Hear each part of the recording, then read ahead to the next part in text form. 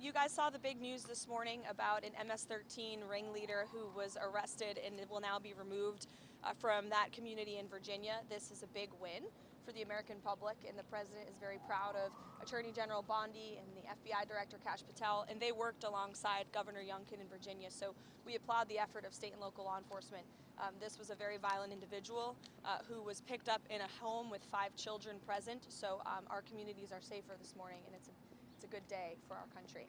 I'll take a couple of questions, and then I have my morning meetings. Do you have an update on the status of the internal investigation that you described yesterday into the signal? Not this morning, but we've been incredibly transparent about this entire situation, and we will continue to be. Caroline, the president announced auto tariffs yesterday. He's also alluded to other tariffs, lumber, pharmaceutical drugs. Can you give us an expectation of the timeline? Are those part of next week's package, or are they more the weeks to follow? When should we expect those? Sure.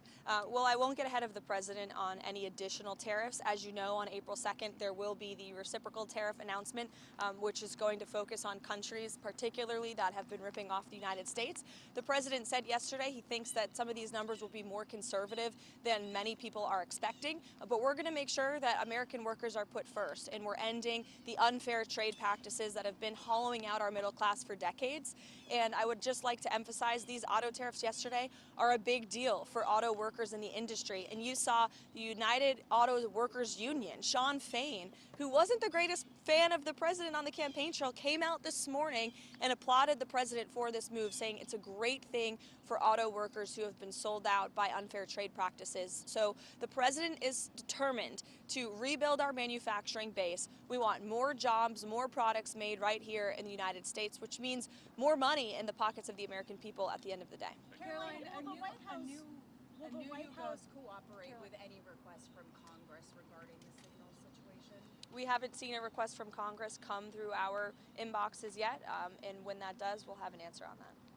A new YouGov poll shows that around 75% of Americans consider that the signal gate problem is a very serious problem. Does the administration plan to hold anyone accountable, potentially change their messaging on it moving forward? Well, we have never denied that this was a mistake, and the National Security Advisor took responsibility for that.